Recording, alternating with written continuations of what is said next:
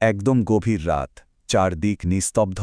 হঠাৎ সেই তিসেনা ভেঙে ছুটে চলেছে কেউ একজন, কাঁধে তার চিঠির বোঝা, আর পায়ে পায়ে যেন থামার কোনো নামই নেই। এটা কিন্তু শুধু একটা কবিতার লাইন না, এটা একটা বিদ্রোহের গল্প। চলুন আজ এই গল্পের গভীরে যাই। এই লাইনটা শুনলেই, তাই না, কানে কেমন ঝুমঝুম আওয়াজটা বেজে ওঠে। চোখের সামনে ভেসে ওঠে সেই রাতের ছবিটা। ওই যে রানার ছুটে চলেছে অন্ধকারের ভেতর দিয়ে।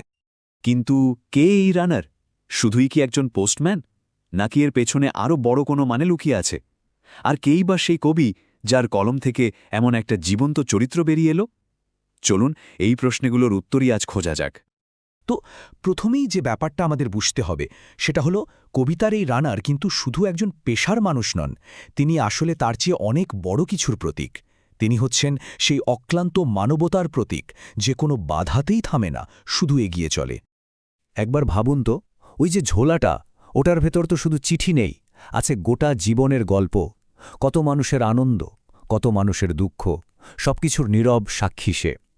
তার কাঁধের ওই বোঝাটার মধ্যে হয়তো কারো জন্য একটা ভালো চাকরির খবর আছে, আবার হয়তো কারো জন্য আছে প্রিয়জনের অসুস্থতার কথা, মানে আশা নিরাশা, ভালোবাসা বিচ্ছেদ, সব কিছু মিলিয়ে রানার যেন সাধারণ মানুষের জীবনের সব সুখ দুঃখের ভার বয়ে বেড়াচ্ছেন, নীরবে পৃথিবীর হার্টবিটটা অনুভব করছেন। আর এমন একটা অসাধারণ চরিত্র যিনি তৈরি করেছেন, তিনি কে জানেন? তিনি ছিলেন একজন তরুণ, বলা যায় এক কিশোর কবি। নাম তার সুকান্ত ভট্টাচার্য। জীবনটা ছিল খুবই ছোট, কিন্তু তার সৃষ্টি ছিল সত্যিই বিশাল। একবার তার জীবনটার দিকে তাকানো যাক।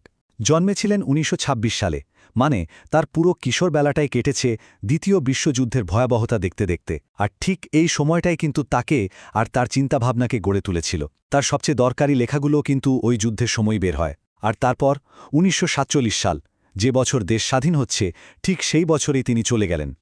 মাত্র ২১, ভাবা যায়, মাত্র ২১ বছর বয়স, যে বয়সে আমাদের জীবনটা সবে শুরু হয়, সেই বয়সে সুকান্ত ভট্টাচার্য তার জীবনের সব কাজ শেষ করে ফেলেছেন।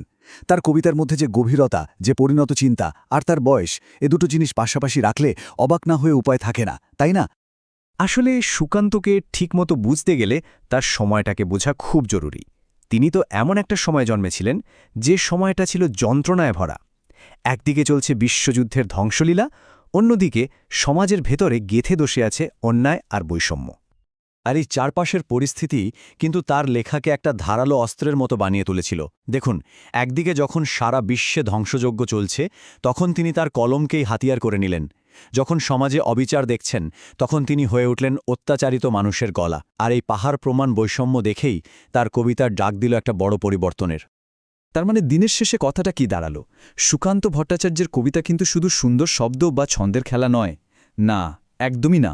তার প্রত্যেকটা কবিতা ছিল একটা শক্তিশালী হাতিয়ার, অন্যায়ের বিরুদ্ধে এক জোরদার প্রতিবাদ। তার লেখার গভীরে গেলে মূলত তিনটে জিনিস আমরা দেখতে পাই। একটা হলো সামাজিক অন্যায় আর বৈষম্যের বিরুদ্ধে তার আপোষহীন প্রতিবাদ। দ্বিতীয়টা হলো সাধারণ খেটে খাওয়া, অত্যাচারিত মানুষদের জন্য তার গভীর দরদ। আর সবশেষে ওই যে বিশ্বযুদ্ধ, সেটার ভয়াবহতা আর ধ্বংসের ছবিটা তার কবিতায় বারবার ফিরে এসছে। শুধু রানারই নয়, তার আরও বিখ্যাত কাব্যগ্রন্থ আছে, যেমন ছাড়পত্র, ঘুম নেই বা পূর্বাভাস। আর প্রত্যেকটা লেখাতেই তার ওই প্রতিবাদী সত্তাটা একদম স্পষ্ট। সত্যি বলতে কি, এত অল্প একটা জীবনে তিনি যা যা সৃষ্টি করে গেছেন, তা ভাবলে অবাক হতে হয়। এখন মনে একটা প্রশ্ন আসতেই পারে, তাই না, যে এতগুলো বছর পরেও কেন রানার কবিতাটা এত প্রাসঙ্গিক? কেন আমরা আজও সুকান্ত ভট্টাচার্যকে নিয়ে কথা বলছি? এর কারণটা খুব সহজ। কারণ রানারের ওই দৌড়টা আসলে কোনোদিন শেষই হয়নি। রানার তো শুধু চিঠি দিলি করছেন না, তাই না? তিনি বয়ে নিয়ে চলেছেন আশা, বয়ে নিয়ে চলেছেন সত্যিটা। একটা ভালো ভবিষ্যতের জন্য মানুষের যে লড়াইটা চলছে, চলতেই থাকবে। রানার তো সেই চিরকালের সংগ্রামেরই একটা প্রতীক। আর তাই যতক্ষণ এই পৃথিবীতে অন্যায় থাকবে, বৈষম্য থাকবে, ততক্ষণ রানারের এই দৌড়টাও কিন্তু চলতেই থাকবে। তাহলে শেষ করার আগে চলুন আমরা সবাই মিলে নিজেদের একটা প্রশ্ন করি। আজকের দিনে এই সময়ে দাঁড়িয়ে আমাদের রানার কারা?